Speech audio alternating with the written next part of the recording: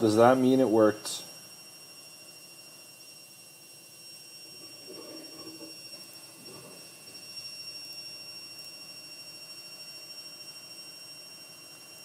Does that really mean that it worked?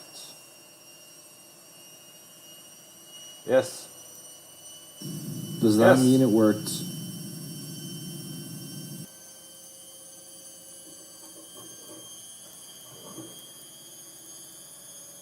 So I'm streaming on YouTube also. If I go to my account here, does it show that I'm streaming?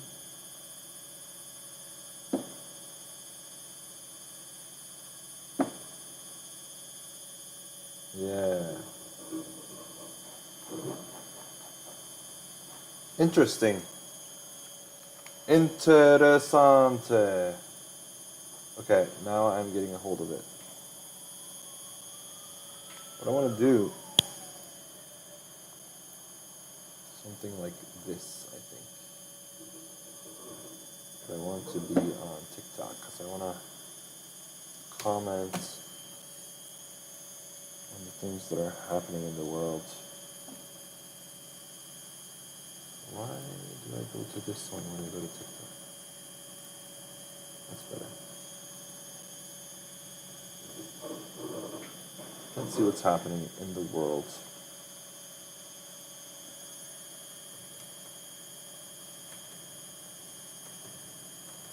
This is a recent Mark Zuckerberg conversation with Joe Rogan. I'm interested in commenting on the different things because it's an interesting conversation.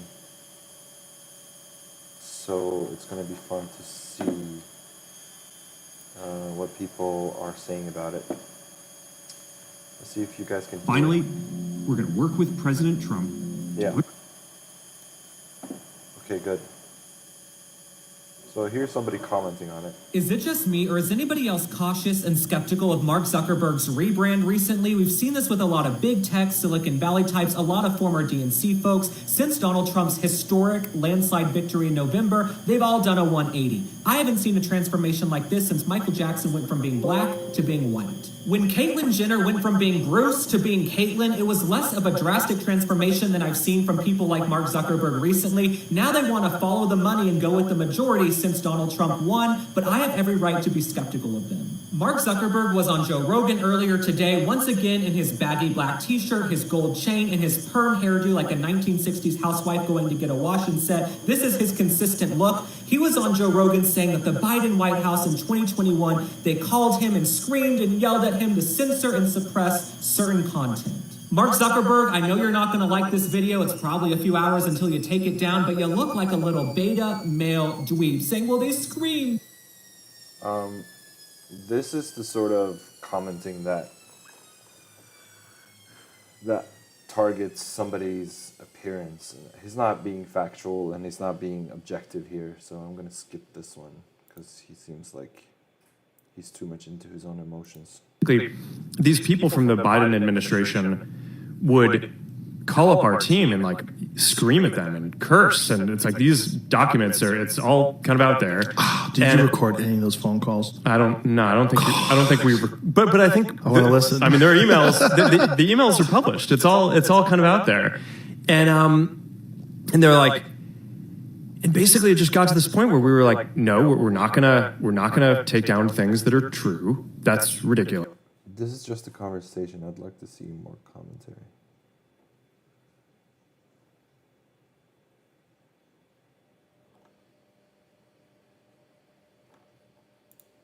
Hey everyone, I want to talk about something important today because it's time to get back to our roots around free expression on Facebook and Instagram.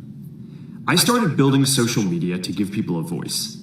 I gave a speech at Georgetown 5 years ago about the importance of protecting free expression, and I still believe this today.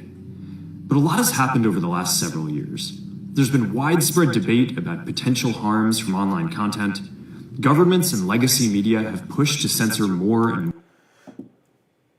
I think it's hard to be a business owner of one of the biggest companies in the world. It's hard for any of us to put ourselves in his shoes and pretend like we know what would have been the best solution.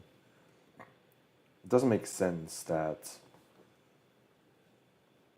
that we would perfectly execute the hard and tough situation that he was in during the Biden administration. It doesn't make sense that people are being tough on him. I think he deserves people being tough on him, but we have to remember that we don't know everything there is to know about the situation. Was he supposed to, like, when your government is pressuring you to do something, it's not like you can just make the right choice, like, 100% of the time. It seems like such a tough task. It seems too hard to deal with something like that. I think it's not right of us to pretend like we would know exactly what to do and put ourselves on a moral high ground and say, oh no, you shouldn't have suppressed free speech. But, like, imagine if I was in his shoes and government officials start pressuring me to censor some information, let's say about vaccines.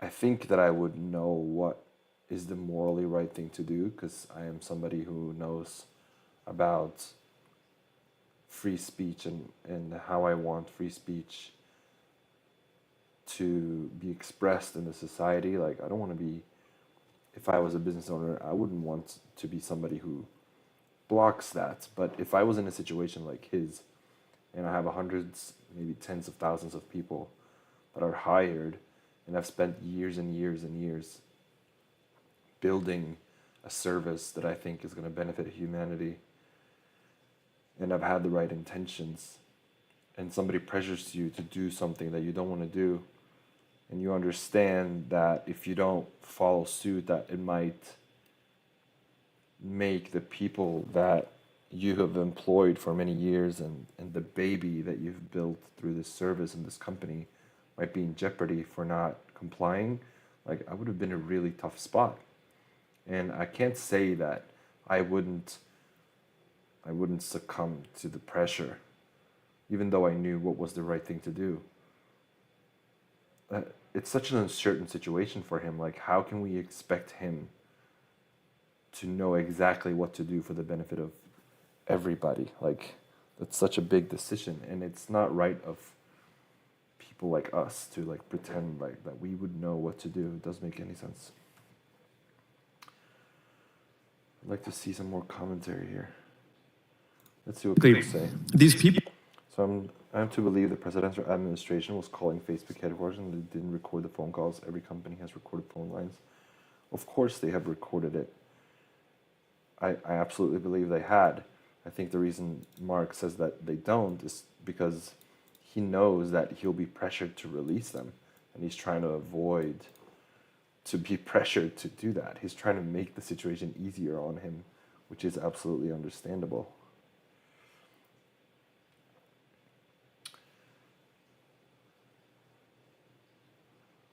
So he committed crimes for the White House. Well, this is my point exactly. Like, what?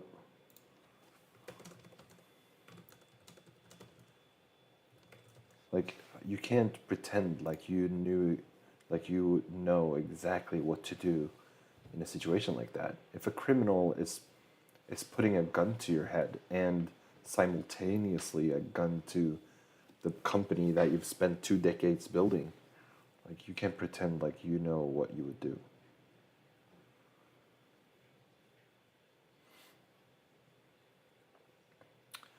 Is it complicit? Does he have consequences that he'd probably have to pay for? Are there consequences for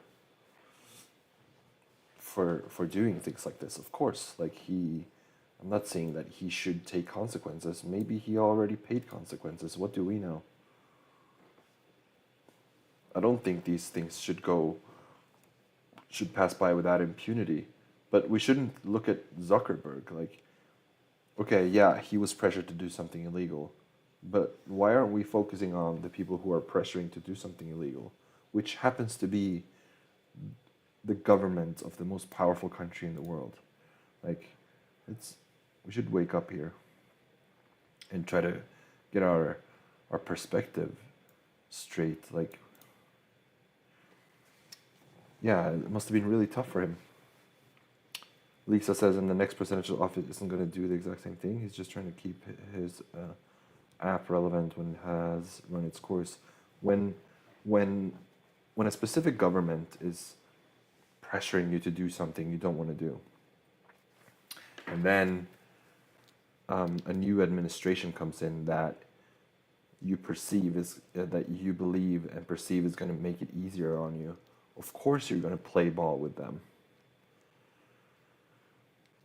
Trying to keep his app relevant, there's 3 billion people using it. It's going to be relevant for the rest of time. He doesn't need to be on Joe Rogan to do what he's doing to make his app relevant.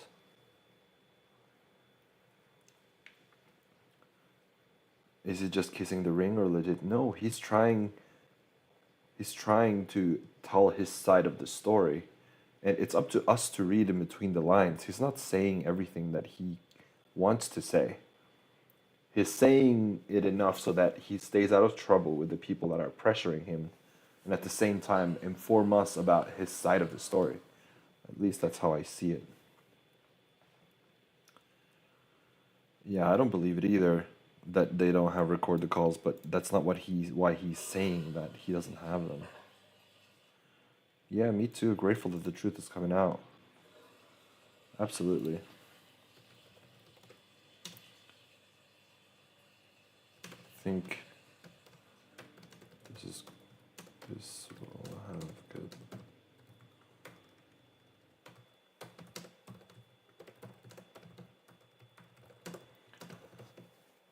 Is this because? Oh yeah. Okay. Good.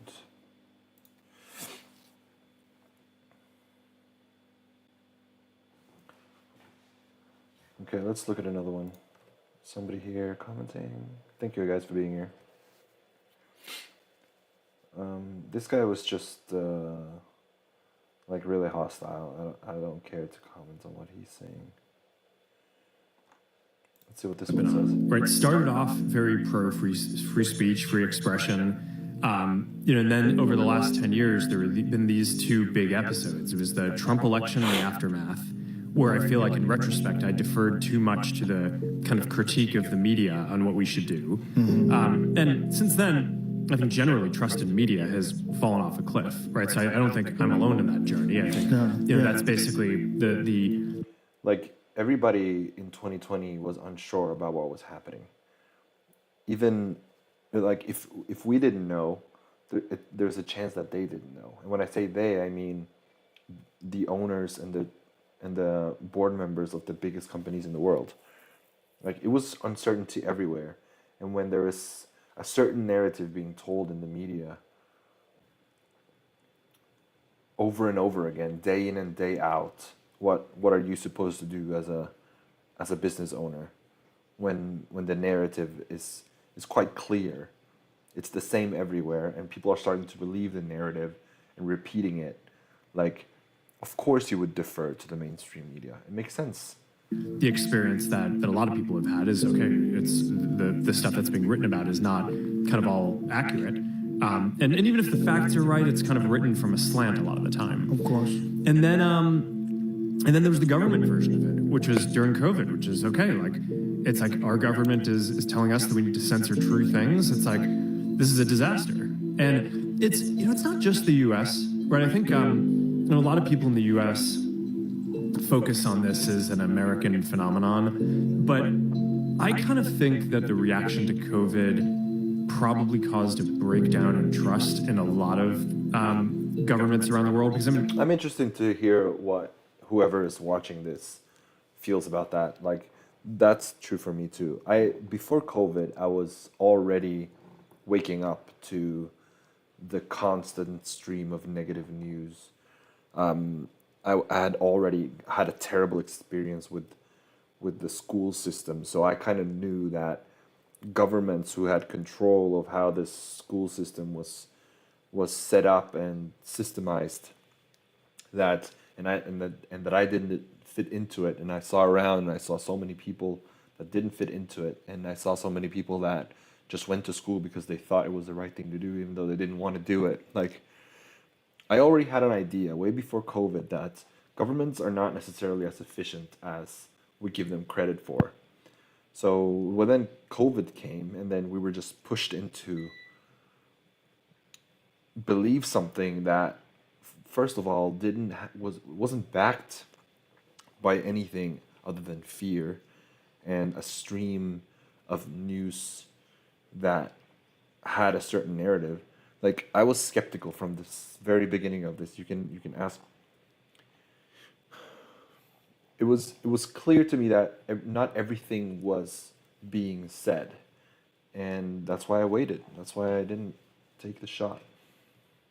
2024 was a big election year around the world, and there were all these countries, India, Mexico, just like a ton of countries that had elections, and the incumbents basically lost every single one. So there is some sort of a global phenomenon where the whether it was because of inflation, because of the economic policies to deal with COVID, or just how the governments dealt with COVID, seems to have had this effect that's global. Not just the U.S., but like a very broad decrease in trust, at least in that set of incumbents, and maybe in sort of these democratic institutions overall. So, Well, obviously, start. like people are not stupid. Like, there are likely some entity and leaders and elites out there that treat the regular people like idiots and think that they are idiots. But people are not stupid. People can see patterns in things, and we can understand when we're being lied to, especially when we're being lied to constantly. Obviously, it makes sense that trust in the current administrations around the world is diminishing. Like, it makes absolute sense. Chase here says, still don't trust him. Convenient that he says this immediately after Trump announces he will be going hard after censorship in the media. I didn't understand his comments. He's trying to lure some of TikTok's users to his platform. I don't think he needs to do that. Bro, stop saying watch the pod if you watch it. Okay, he's snitching on himself. He's trying to come clean. That's what I believe. He's trying to express his true values here without rocking the boat too much.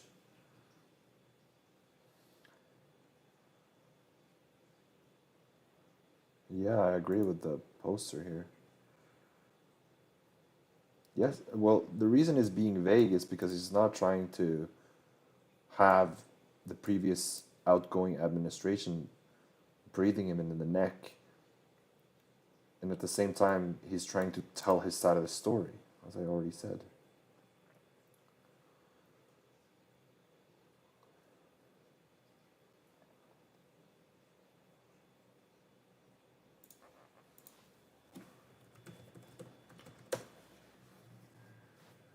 The only reason I'm switching back and forth here is to see if anybody has commented, just so you guys know. Sorry that this is not the best setup that I could have, but I'm still waiting on a proper monitor and like a better setup. If you saw my desk here, it's probably twice the size of my laptop, so I don't have a lot of space. And yeah, either way, I still appreciate you guys being here, and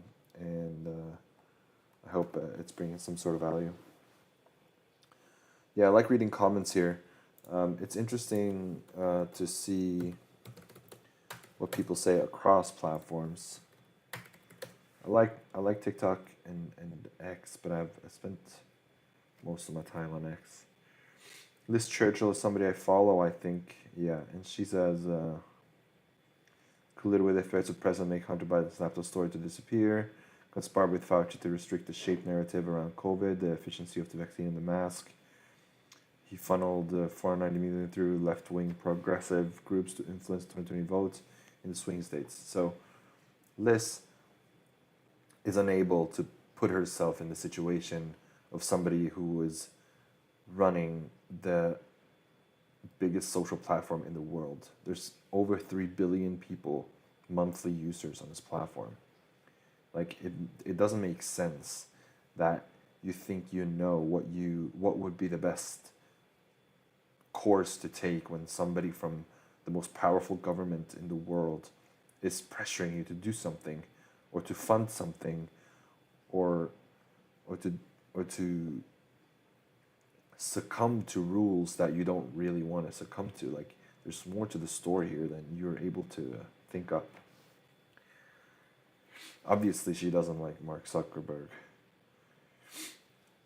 You don't give a flying fuck about anything he has to say, but at the same time you are caring about everything that he's saying.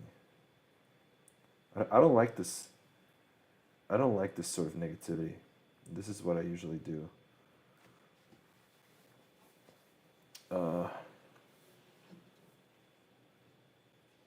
I just unfollow them. I don't know what. She probably was interesting and had objective comments to begin with. That's why I probably followed her, but she's succumbed to a lot of hate here, and that's not productive at all.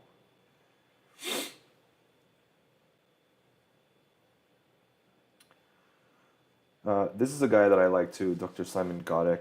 I don't know if I'm saying that right, but he has a lot of good stuff to say. He just admitted the Biden administration made them delete memes and vaccine information that turned out to be true, let that sink in. Now he's on Joe Rogan playing the victim, saying it was brutal and that they went after his companies.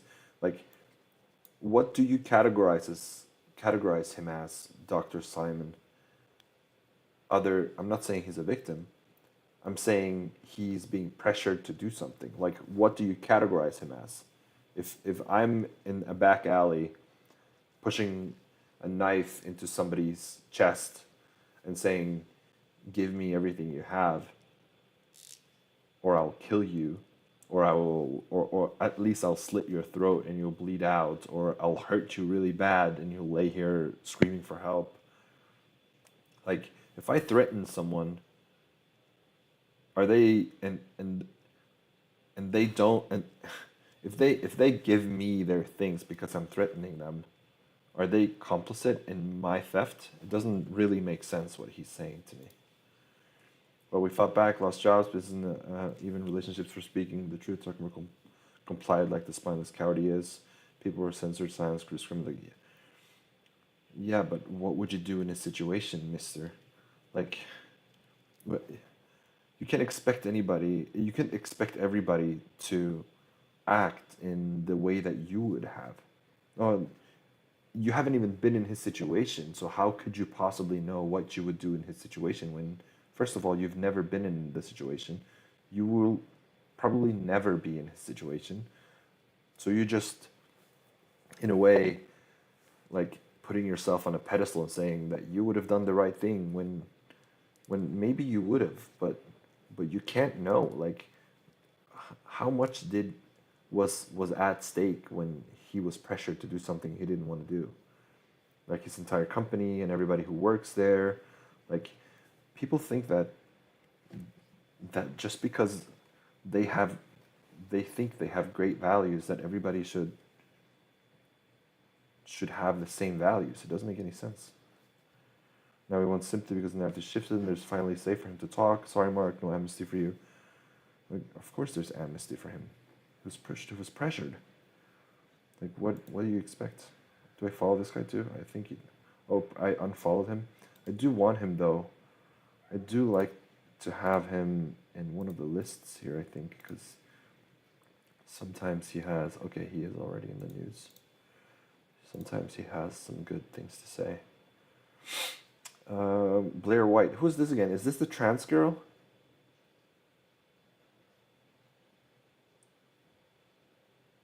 Is that the girl that was on Joe Rogan? I think it was. Well, everyone willing to forgive Mark so quickly for interfering in 2 elections is so kind. I'm not. Put him in fucking prison. I'm not forgiving him. I'm trying to zoom out. Like, we don't know everything. That's what I'm saying. We can't know everything. It's not up to us to know everything. Like, sure, maybe he belongs in jail, maybe he doesn't. The point is, we will never know. And the only thing that this does is create division. Like, you want to have a class division in between rich and poor. Like what are we achieving here? So, just so we're clear, Zuckerberg would not be removing fact checkers if Camel won. Well, probably because he would be pressured to do it. If somebody holds a knife to your head, or a gun to your head, rather, and says that until you will do everything as I say, or I'll pull the trigger. Like, what do you expect him to do? Mr. Miyagi, that fucking gun out of their hands? Like, what do you want?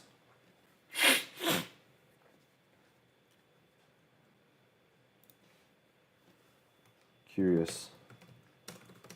What would you do? Take into consideration that you have a company you've built for almost 2 decades. You employ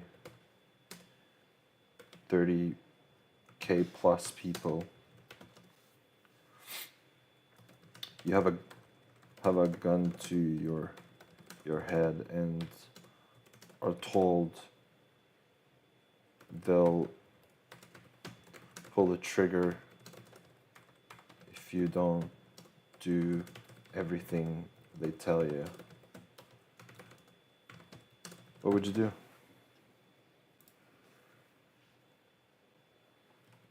What would you do? There's 7 people in here, which is awesome, by the way. Thank you. I'm curious to know, what would you guys do? Why is everyone willing to forgive Mark Zuckerberg so quickly for interfering into elections and censoring? Because we have perspective. That's why. I'm not forgiving him either. I'm just giving him the benefit of the doubt. Like, what the fuck do I know what it is like to have a service that 3 billion people use, and now I'm being pressured by the most powerful government in the world to do something I don't want to do.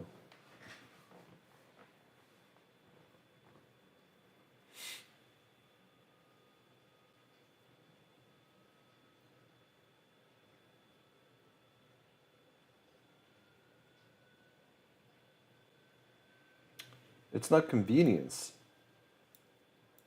It's the gun that you used to have on your head, it's no longer there. Yeah, how convenient to not have a gun pointed at your head. Oh, so nice and convenient. It's not convenience. It's relief.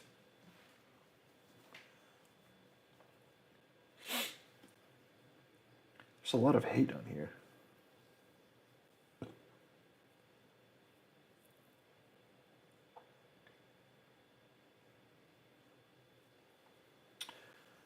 Apple's haven't invented anything great in a while. Steve Jobs invented the iPhone, now they're just sitting on it 20 years later. So how are they making more money as a company? They do it.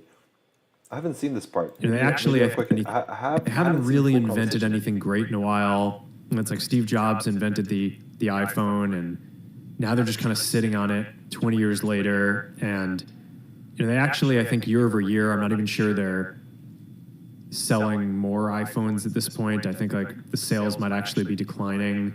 I think part of it is that each generation it doesn't actually get that much better, so people are just taking longer to upgrade than they would before. So the number of sales, I think, has generally been flat to declining. So how are they making more money as a company? Well, they do. Well, just to comment on that, I stopped using Apple products a long fucking time ago because I hated the fact that it wasn't compatible with other devices. Like, I had an iPhone and I had a laptop and I couldn't do anything with them. Like, I wanted to transfer my photos and I wanted to make videos, and it was either impossible or it was just the most difficult thing. And at one point I was just, there's no fucking way I'm buying a MacBook. So I just decided to never own Apple again. I can't be the only one. So how are they making more money as a company? Well, they do it by basically like squeezing people, and like you're saying, like having this 30% tax on developers, Yeah, that's by terrible. getting you to buy more peripherals and things that plug into it. They build stuff like AirPods, which are cool, but they've just thoroughly hamstrung the ability for anyone else to build something Yeah. that can connect to the iPhone in the same way. Yeah. He said what I said. Well, really, he probably realized that a long time before I did. The point is, it's too restricted. I think Apple is fucking terrible. I don't care that it looks pretty and that the UI is beautiful. Like, I could not care less. I use an Android and I have a custom OS on it, and that's all that matters to me. I don't give a shit about what's popular or not. Yeah, exactly. This is my take too.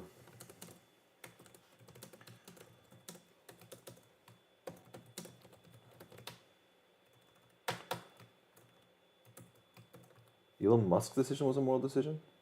Mark Zuckerberg's was a business decision. Don't get confused. Oh, wait a minute.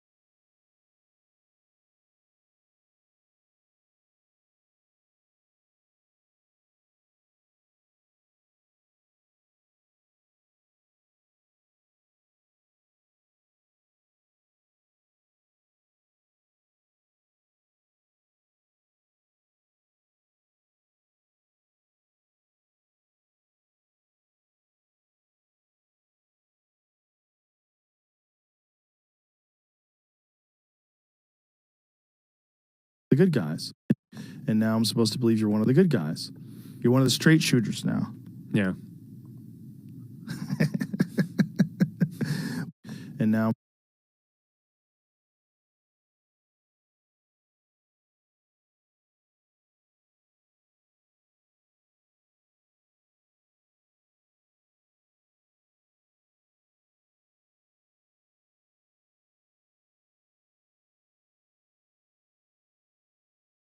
From the Biden, these people from the Biden administration would call up our team and like scream at them and curse. And it's like these documents it's all kind of out there. did you record any of those?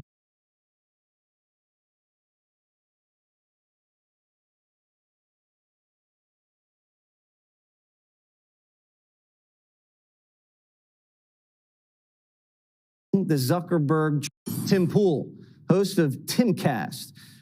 Are you buying the Zuckerberg transition? I'm buying that he's a fair weather friend and that this is the path of least resistance.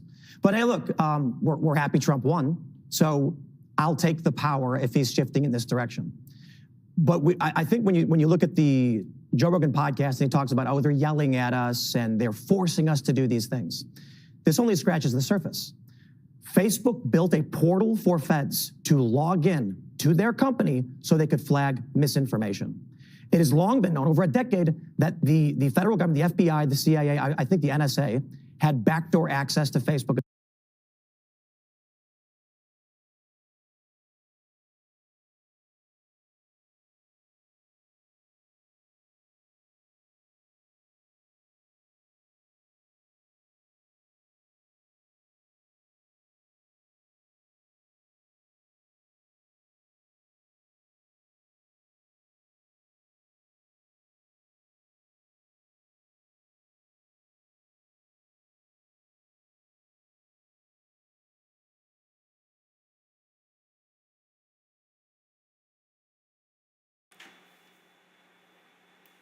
Hello, hello?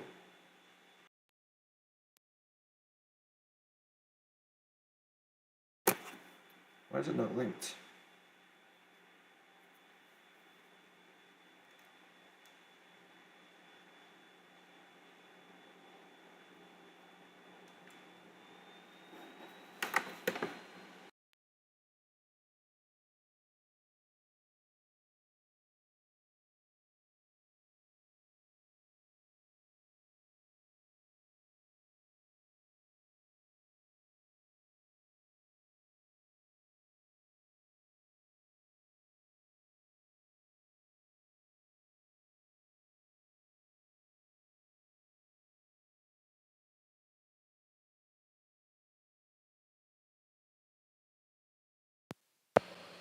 There we go.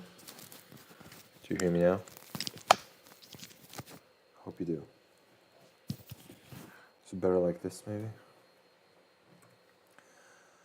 Yeah, we need some more evidence on Tim Pool, Tim Pool's statements.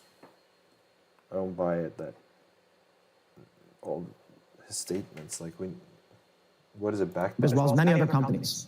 So when Zuckerberg comes out and he's all, oh man, they were yelling at us and putting this pressure. We had no choice to do it. You're only saying that now because the news and the information got leaked over a long and hard-fought battle where activists, real journalists, were exposing them for having done this. Now they're giving us the light vanilla version of, they were just having us censor this COVID stuff. No, let me ask you a question, Mark Zuckerberg. Eric Charmel, do you remember that name? Yeah. Yeah, this is one of the guys involved in whistleblowing on Donald Trump for the false impeachment against him related to Ukraine. And there was a period where if you went on Facebook and typed that name in any context, they would delete it without notification, no warning, no rule violation. That is extreme censorship because covering up that name hid a news story of historical significance. We can talk about the laptop. That affected an election, massively important. And then Joe ended up pardoning his son for the laptop that was real that you got censored for talking about. Yep. When Joe Biden says, That's crazy. That is a fact to me is just mind-blowing. That it is a fact that Biden had to pardon his son for a laptop that was supposedly Russian disinformation. My God. What is the top of corruption if that is not? How corrupt is that, man? It's so ugly. I could have won. How do you react to that? What was he underwater, like 14 points in the internal polling? They didn't show him that poll. It's really remarkable and scary, though. If you're a Democrat, who do they have? They don't have anybody. They've been desperate to ice out anybody who could compete with their established order. And they don't have Newsom anymore. Is Newsom salvageable at this point? When that video came out and Newsom was asked by Anderson Cooper, where's the water? And he said, they're figuring it out. That said right there, Newsom said, I am the governor and I have no idea what's going on in my state. That picture of him with his hands in his back pockets staring at the fire, he's toast. We could talk about the California fires. I feel like there's so much going on there. It's hard to understand. People are saying like fires are just starting randomly. How does that even happen? Fire stuff hits me really personally. I have a lot of friends deeply affected by it, and I don't want to sound crass. I see these natural disasters happen in the country, the hurricanes, and I feel for these people. And this may sound a little selfish, but when I have family and friends that are living in those hills, and I don't know if they're alive or dead, it hits me twice as hard. And I know it shouldn't, but it is personal. So I get really offended by the callousness and the apathy coming from the government there. Yeah, we need a federal takeover of California. They're just not equipped to handle this. And we got the Olympics right around the corner. And you know I'm a big Olympics guy, Tim. So we can't have this happening on my watch. I hear you. Good to see you. Thanks for having me. Tim. Yeah. What he's saying there about the things that are happening in LA is affecting him personally because he has people there. It just makes sense, and he says that it shouldn't, but I'm not sure I agree with that. Like, it's very human to be affected by something when people that you love are affected by it, especially when their house and all of their belongings are burning down. Like, it makes sense. I don't. So I see like that hurricane, Helene, and what happened late last year, and what is happening in California right now. To me, is it feels the same. It's all horrible. If it's climate change, that sucks.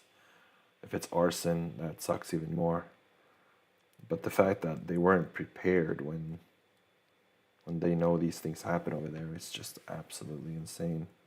It's borderline incompetence, or maybe it's not borderline. Maybe it's just like way past the edge of incompetence.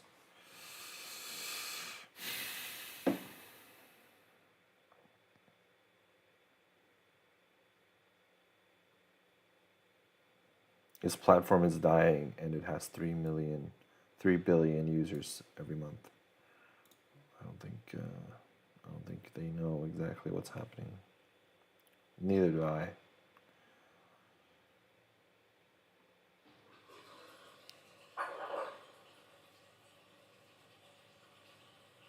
Yeah, he might have chosen to be a coward, but you can't pretend like you would have done it any better, Karnovich.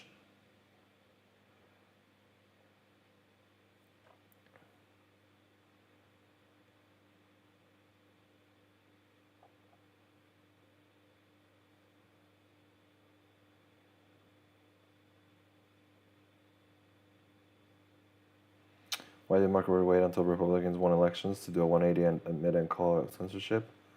Well, because he no longer has a gun to his head.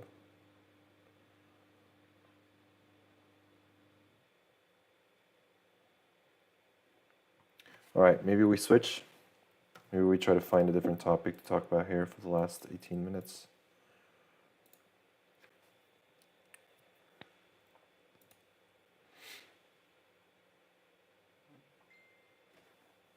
Just see this message real quick, sorry.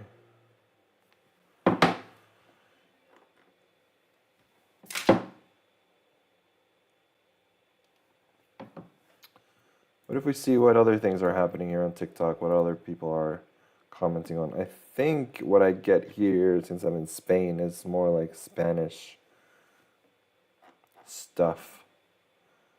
So how do I don't know, United States? Can I just put United States in here? Let's see some of these fires.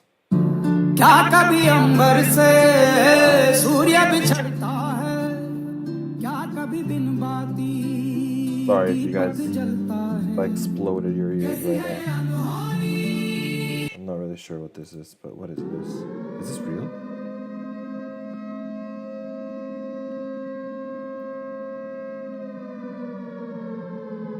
I don't know if that's real. Oh, this looks fake. Trump to be first convicted felon president. Isn't that debunked though? They didn't actually have anything on him.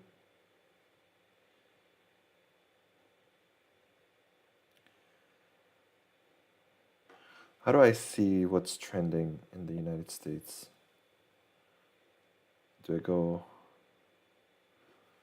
trending on TikTok, United States? What if I just Google that?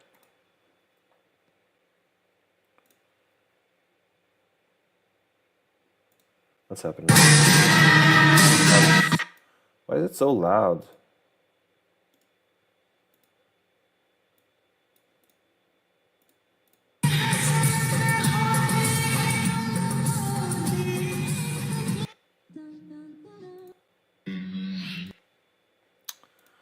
Okay, I don't think this is what's trending in the United States.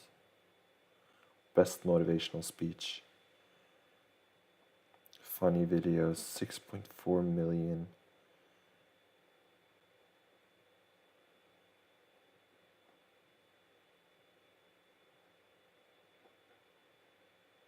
Well, as you can tell, I'm learning as I go here. Let's see what's trending on X. I feel like it's easier to find here. Steelers at Raven this morning. Oh, is Just side note here, is the NFL wildcard game still already on? Ooh, it's later. Was that? Oh, wild card. The Ravens one and the Texans one. Steelers and Chargers are out. Damn. The Eagles had to go to the wild card round. Weren't they one of the top teams? For me, nurse in a critical condition after being stabbed by a member of the public at a hospital in the Greater Manchester, England. That's terrible.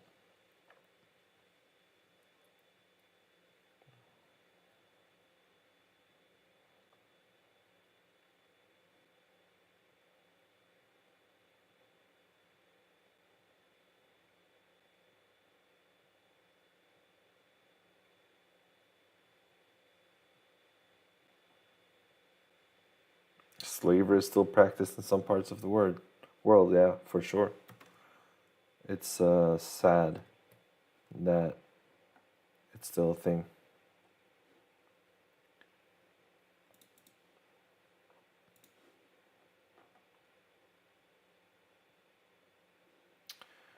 This is the For You. Where's the trending? Here it is.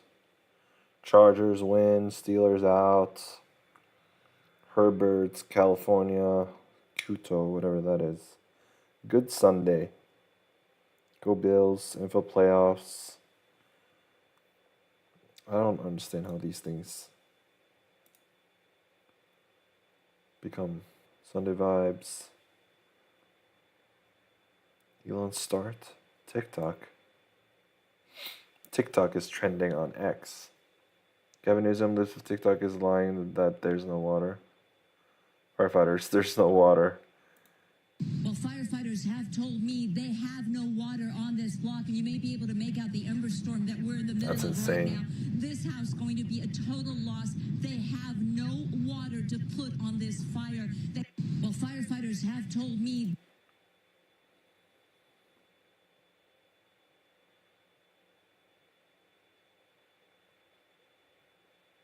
Whoa. I'm not sure I want to watch that. Gavin Newsom has directed people to donate to fire victims and links to Act Blue. He's using devastating fires to raise money for the Democrats. What, is that real? California fire facts. CaliforniaFireFacts.com. He's pointing at California Fire Facts.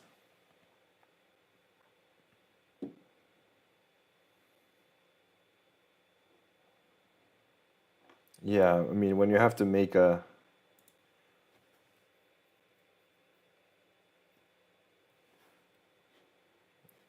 Wow, it's actually true.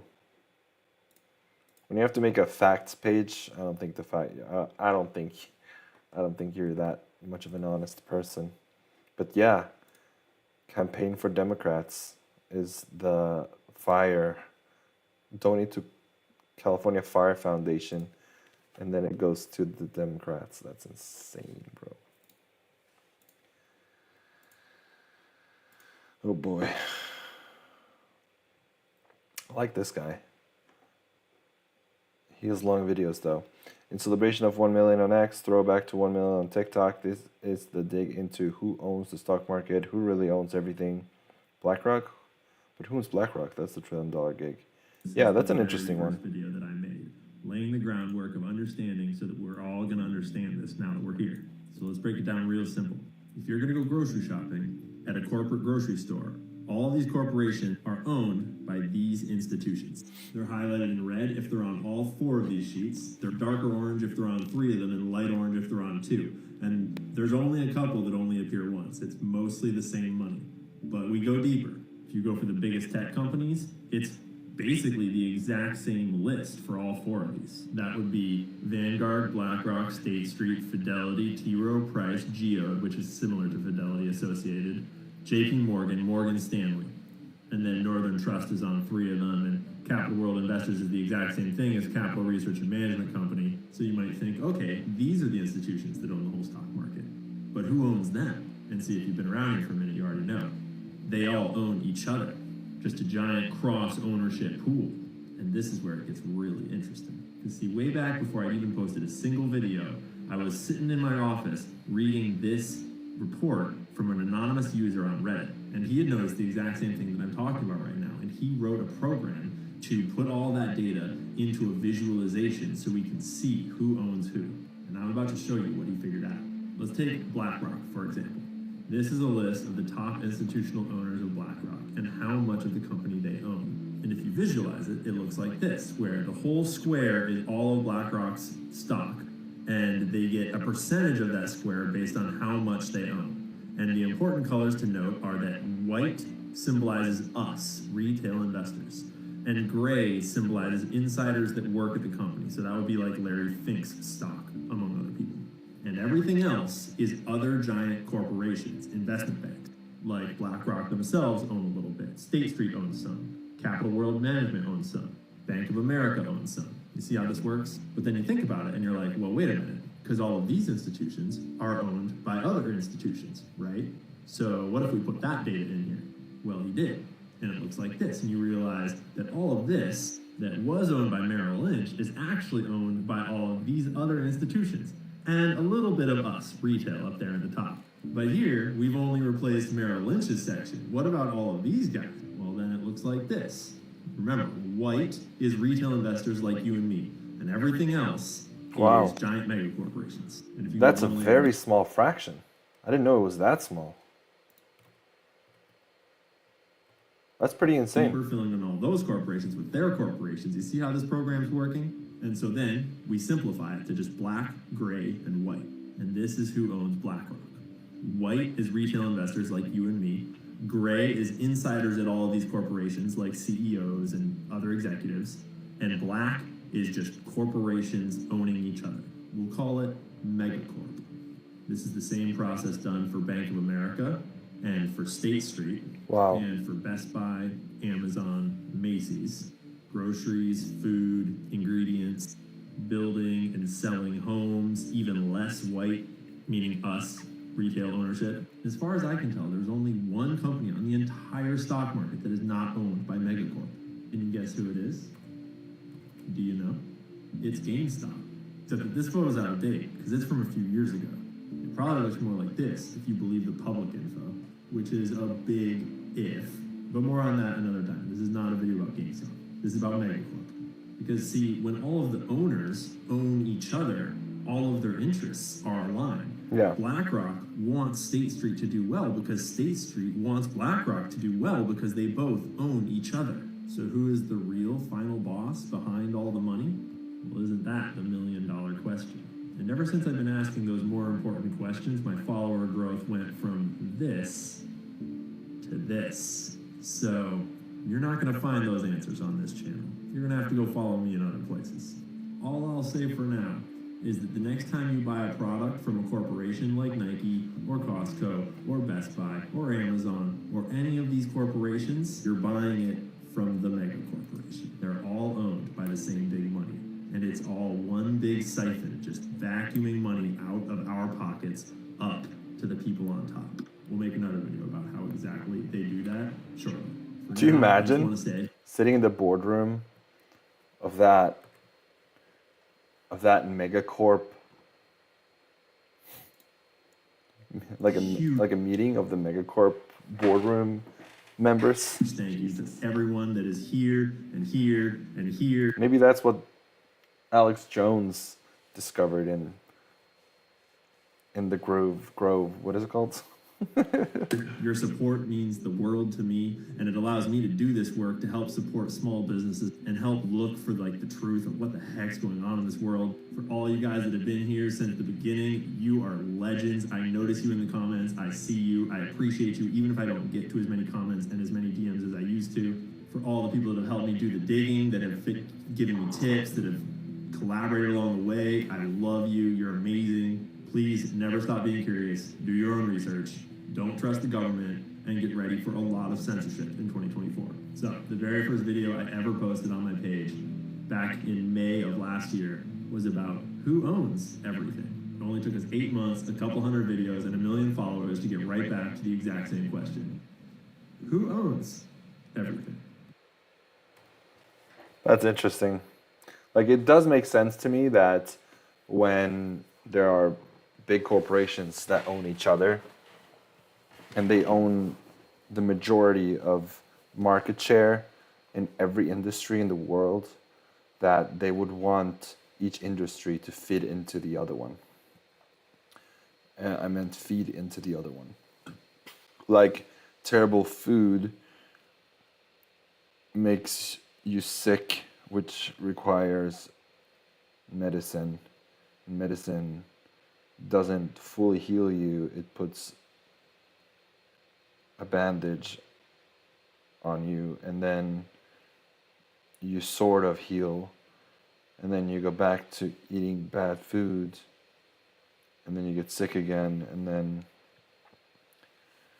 then they push a virus, and then a vaccine, and then yeah, it's weird, man. It's so weird. Elizabeth Warren tried using the devastating fires to raise money for a Democratic campaign site. Disgusting and shameful. That's crazy. Are these people absolutely shameless? Do they have no ability to be compassionate?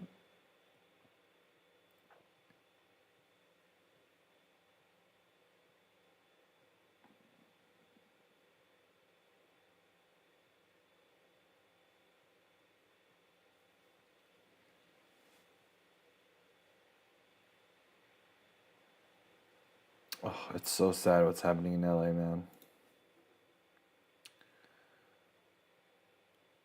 Maybe we can round it off here with a little bit of optimism and positivity. Let's see what's in the Sunday vibes.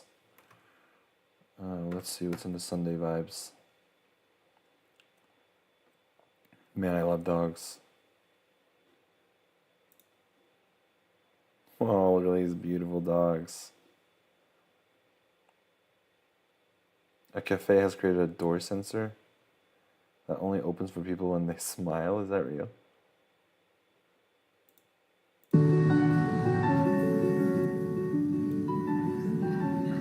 That's hilarious.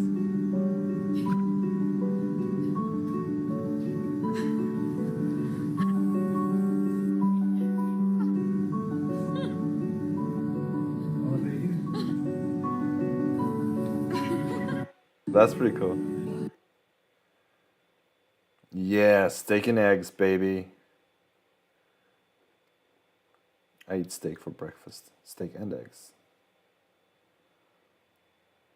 Another bee session wrapped in that analogy sanctuary. I don't know what that means. Oh man, these videos like this sometimes make me waste my time, but they're really practical though. I'm gonna save that one time. Probably I'll get back to it. Whoa, what is that? I'd buy that. I used to play the guitar. I want to use X, but the phone is ignoring. Why? Why is his phone fucking smoking? Soap bubbles turn into works of art as they freeze. Wow. How cool is that? People are so creative, man. I love it. Oh my god, look at this cute little thing.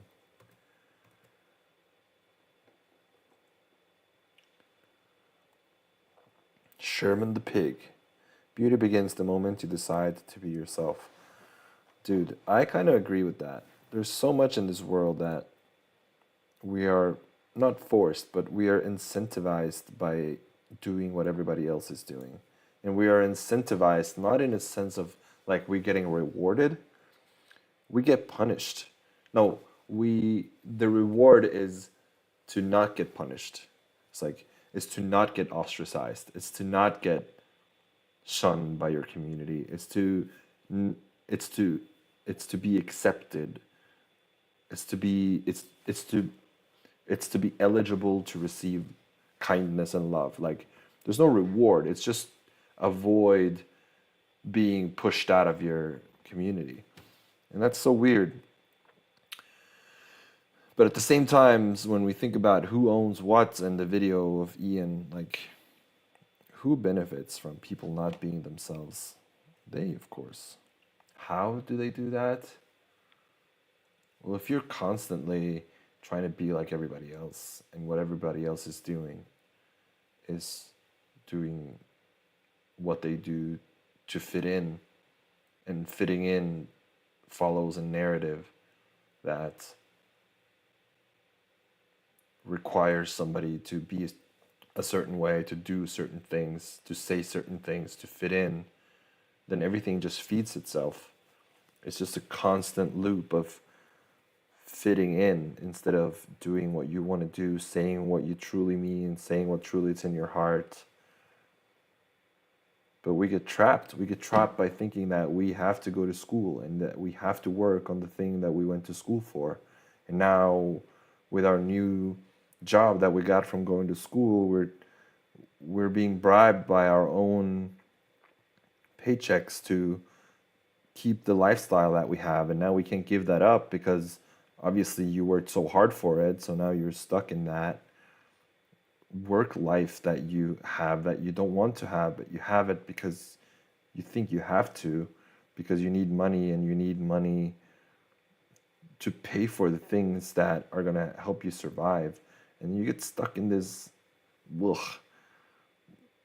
Just the thought of it makes me just, I feel sorry for people who feel like they have to live that way.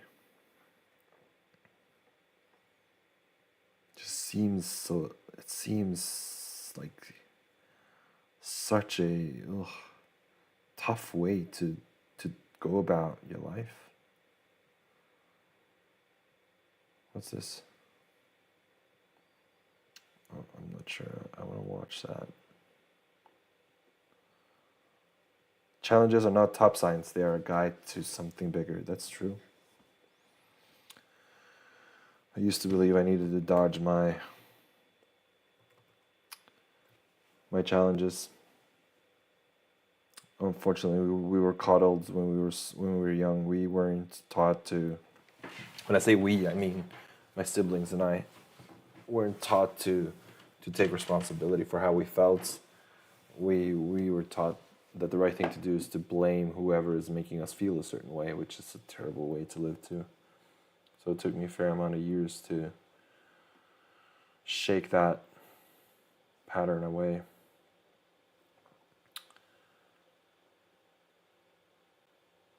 Holy shit. Horse ship? What is that? What are they collecting? Oh, they're just picking up. Oh, this poor horse though. Oh my god, the balance of that horse is stunning. Poor horse though, holy shit. Hopefully they're having fun. Alright, let's scroll my feed for a little bit. You guys, there's still 7 of you in here. Thank you. 07. I really appreciate that. I don't think I've ever had this many people. This is my 3rd stream overall, so it's not, I'm not far into it, but it's pretty cool. I don't know how there's 5 people in here. 6 viewers from Twitter. I have no idea who was watching, if there's bots. I don't know, bro. But thank you. Either way, if you're real people, then really, really thank you. Elon Musk is a big believer in first principles. Not just Musk, Jeff Bezos, Albert Einstein, and Warren Buffett too. Here's how understanding this concept will make you an elite decision maker. Let's read this one. Is it long? Is it too long? It's kind of long. Let's try. Your biggest barrier to success isn't your market, team, product, or competitors. It's your thinking. Yes, I know this. I'm working on it. I'm reading Jim Quick's book, Limitless, and wow, is it amazing. First principles, think about Elon Musk and how he built SpaceX. How much does it cost to buy a rocket? Yeah, so what I'm learning in Jim Quick's book is to ask the right questions, because if you ask, you shall receive. I know that's a cliche, but what he meant by that, and I got a new understanding of that question, or that saying, when I read his book. It's because if we ask the right questions repeatedly, then answers will start presenting themselves. It's because our brains, when we ask questions, start opening up to the answer. This is what they say about the when the student is ready, the teacher will appear, or something like that, or the master will appear, whatever the variation of that question or that saying. It's about how our brain works. Like we ask questions, and not necessarily just once, but like we continue being curious about something that we want the answer to, and our brains will naturally start opening up to the answer and start seeing the answer in things around us and things that we experience. So it's not a coincidence that when we ask questions that we actually get the right answers, which is fascinating. This is Norwegian, so I'm going to skip it.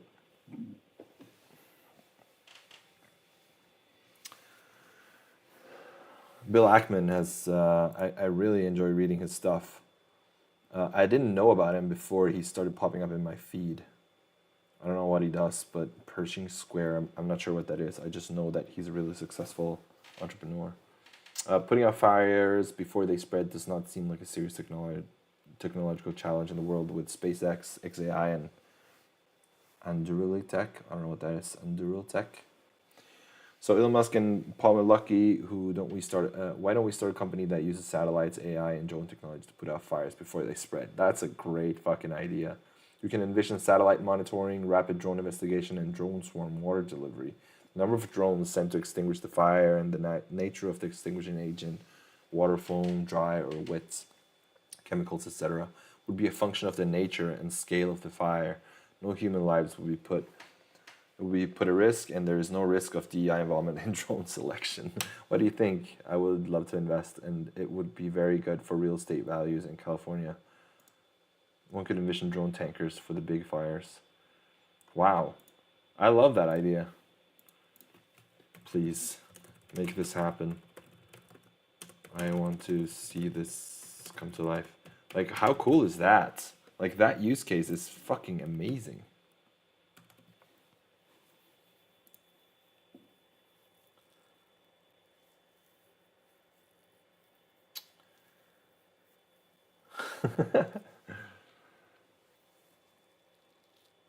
This is another Norwegian one. Is it Sailor? Sailor again?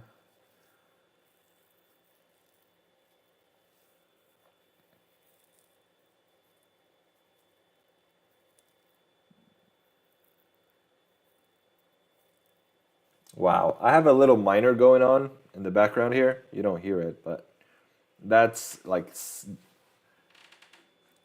625 gigahertz a second, and I'll mine a block every 7,000 years or something. Only reason I have it on is to decentralize mining. I'm not sure I'm contributing to it. What I do know is that it's running on a lottery, and if I actually hit a block, which is really, really unlikely, but it can happen. It has happened, and it's just worth having it running in the background. I think it's a funny thing to do. One day, maybe there's going to be a block reward in my wallet. Who knows?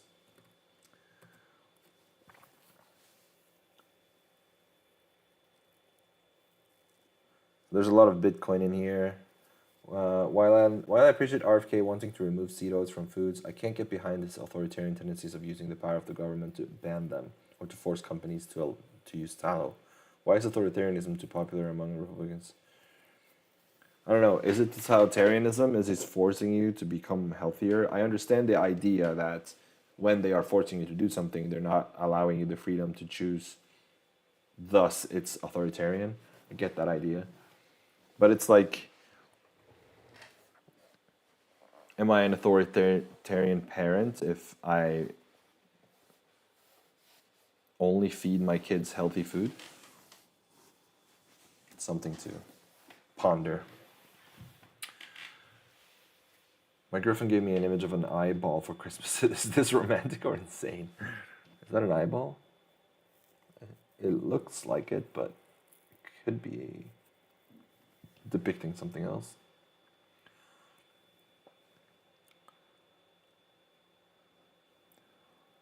So this is something that is interesting because I saw this on the Mel Gibson and Joe Rogan interview. He said that he has 3 friends. All 3 of them had stage 4 cancer. All 3 of them don't have cancer right now. What did they take? Ivermectin and fenbendazole. And here's I think it's Riley Williams. My wife, stage 4 breast cancer, started this protocol about 6 weeks ago. Her oncologist was skeptical, citing a lack of studies. I asked her who would fund such a study, and she agreed that the protocol would wreak havoc on the economic model of cancer treatments. We won't know whether it's working for her for another few months, but it seems to be an asymmetric bet. Low downside, high upside, worth taking.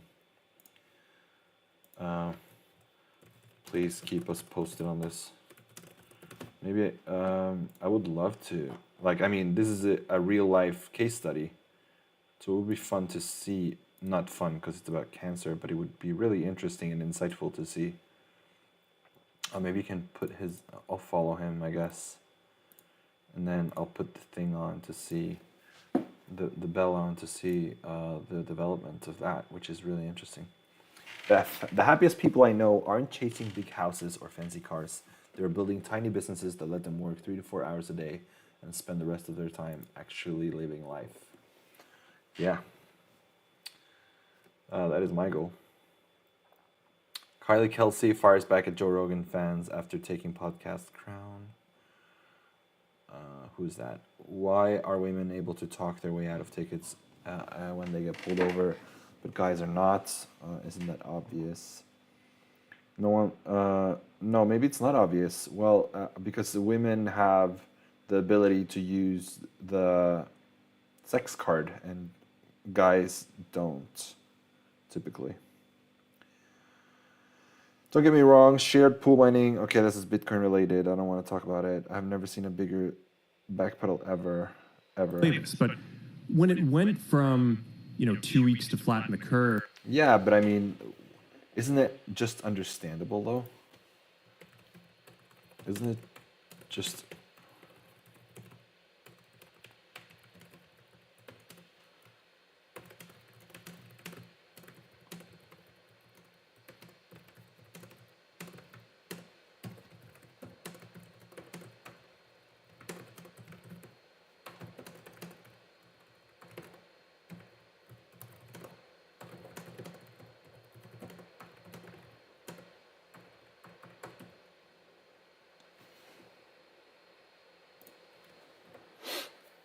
That's just how I see it, man. I understand that not everybody does, but...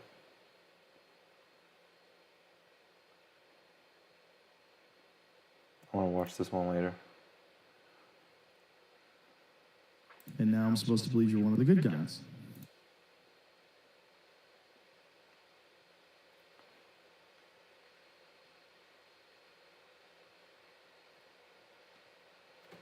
That's also Bitcoin related. I keep switching back. Cheap viewers on stream. Yeah, I don't want to buy I don't want to buy viewers. I want to create an organic community. I really appreciate your offer, sodden connoisseur, whatever that means. Thank you, but no thank you. I prefer having people follow me for who I am, what I mean, what I say. Yeah, it's really that simple.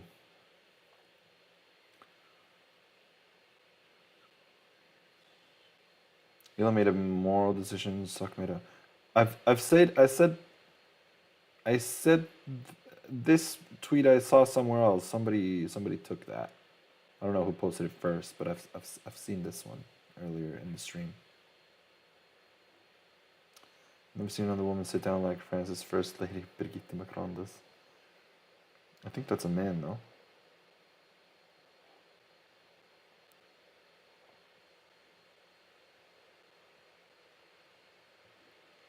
I think it's a man.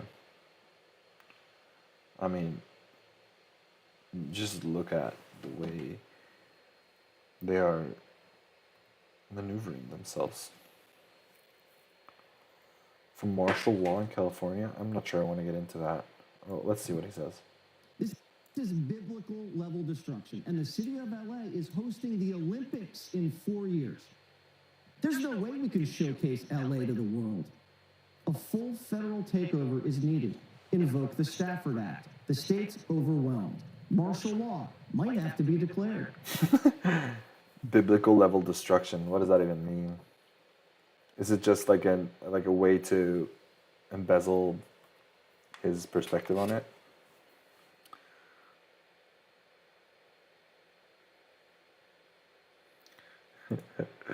Mark Andreessen is a fucking legend. His conversation with Joe Rogan is amazing. That's it.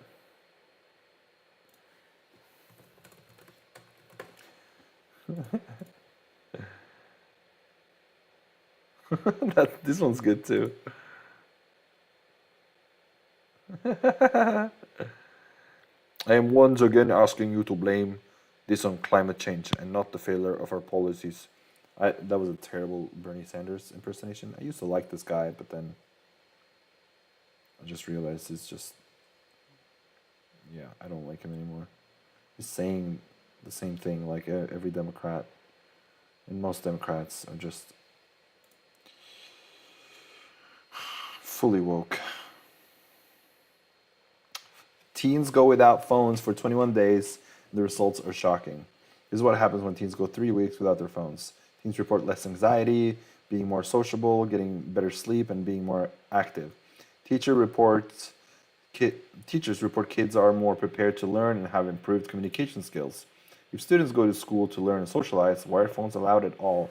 This is a great question, and I would encourage my kids to do the same. When you have your phone with you, more and more studies, more and more evidence is appearing. It's obvious that it's taking away your attention. Like the gray matter in your brain is truly being affected. And I personally am working to reverse that right now. I'm learning techniques in Jim Quick's book Limitless to be able to do that. And I haven't done it for long, maybe like 10 days, but I'm already improving. I noticed that previously I could be like, even 20 minutes would be tough for me to focus on something. I would be like distracted, looking over here, looking over there. Like I wasn't focused on what I wanted to do. And now I can do 2 hours. For me is like a good amount of time to focus on something. I actually am able to stay connected with what I'm trying to do, what I'm trying to learn, and read and consume. So consume when it means content, or be more present in the situation, especially with my girlfriend, my family. I'm slowly getting better at it, and I'm slowly managing my emotions better, managing my reactions better, and that's awesome. It's such a great improvement. 200 IQ. Why does my son have a spoon stuck to his gaming screen? I think I know. Because he can see the door open, no? Is that why? Should we invite Sarah? No, we only know her for 6 months. Who's this? I don't know. I just found him on the street. I thought he could come. So true. Yeah, I think that's why, right? That would make sense. If you want babies, better study Bitcoin. We hear you stacked sats before the euro collapsed. Yeah, I did. But I'm taken, happily taken. If God returns you something you've lost, what would you ask for?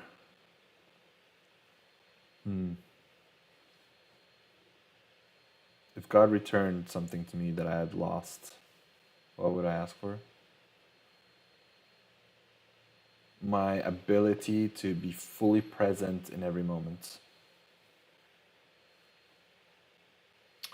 Or the ability to learn as a child, like learn really quick and be really curious about the things that I am focusing on.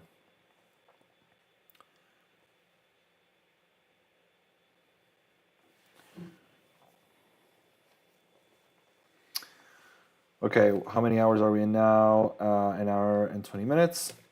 Yeah, maybe I can do a little. I have a little list here. I really like reading books. Maybe we can finish off with a little random book reading, which I think I want to have as a segment on my stream. So I'm going to pick a random book. I have a big stack here of my different books. And I'm going to pick this one. Cal Newport, Deep Work. I've read this once. And I'm going to put a random page up here. And I'm going to read what I see. It's about memorizing a deck of cards. Yeah, I know. I remember this technique. It's about putting them in different places. So I memorize every detail in a room. Not memorize, but I envision the details in a room, and then I put the different cards down in different spots. So there are 52 very thoughtfully chosen spots around a room or a house, and then each card is put in that spot one after the other, and then there's a pattern to follow through the 52 steps. So since I knew that one, since I remembered it, we're going to go to another one. What if I go I'm going to go random. The any benefits approach to network tool selection.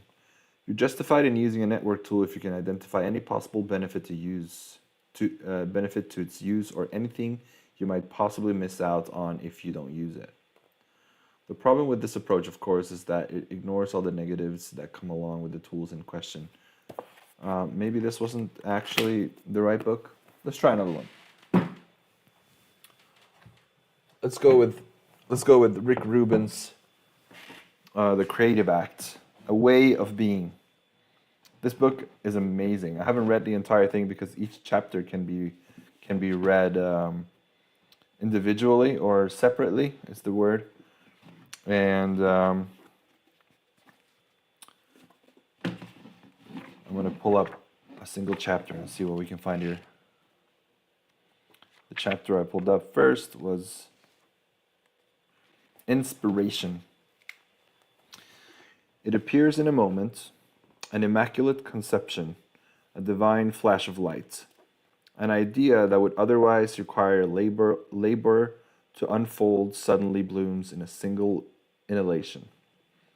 What defines inspiration is the quality and quantity of the download.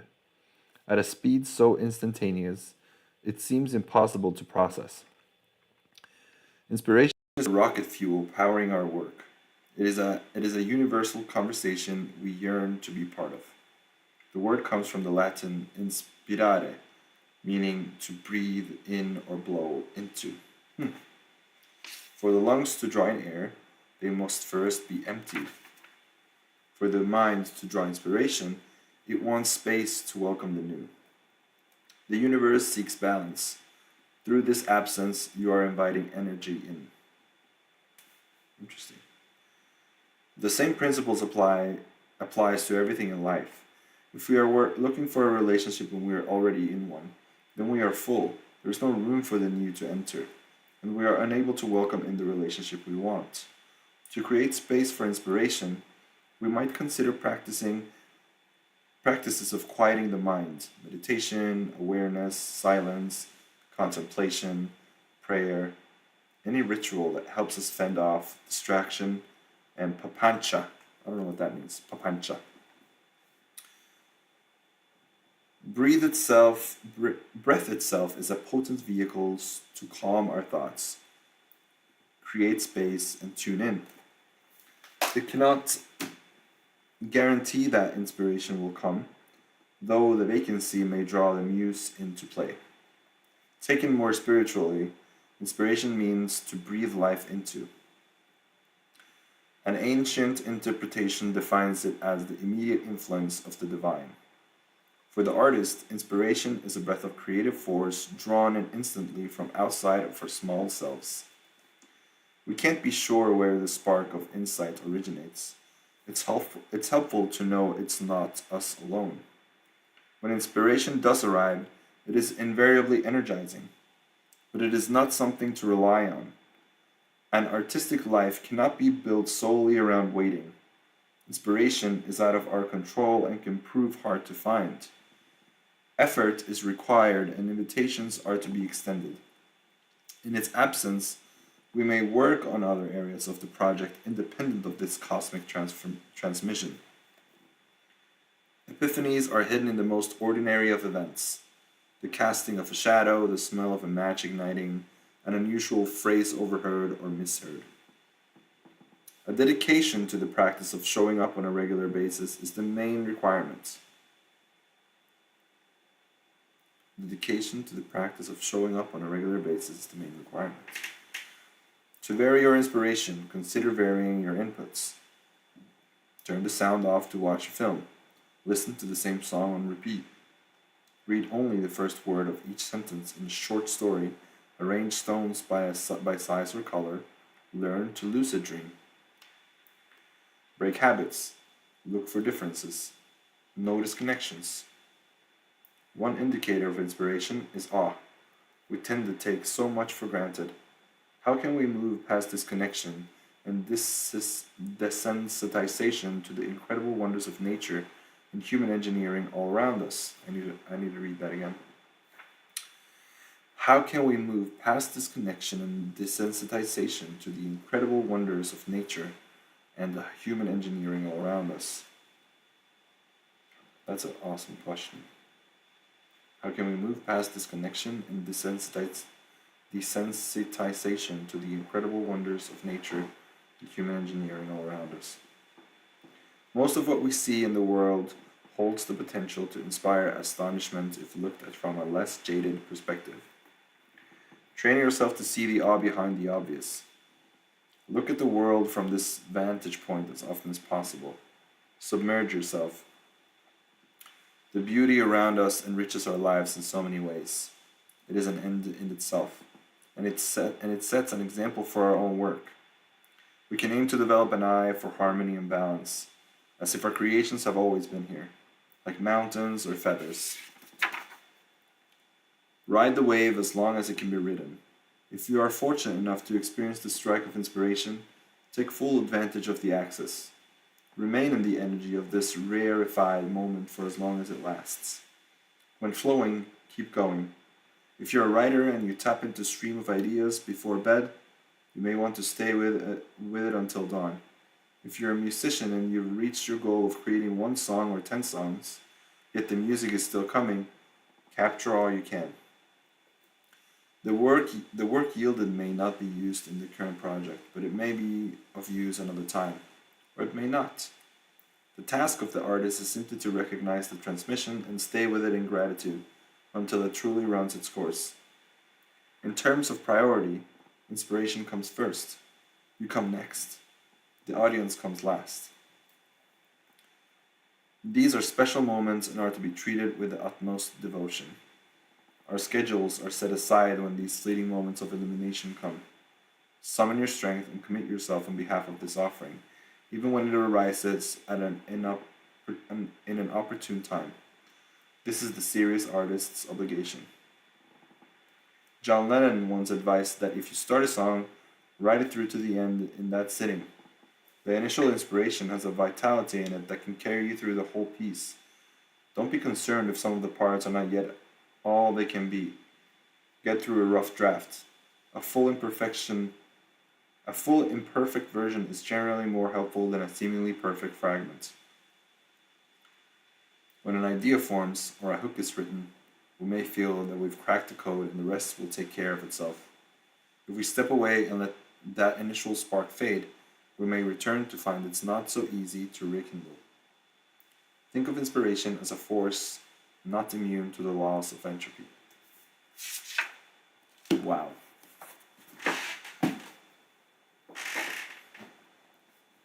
I feel like I'm slowly opening up to, like, I'm adapting more of an open-minded mindset, if I can say it that way.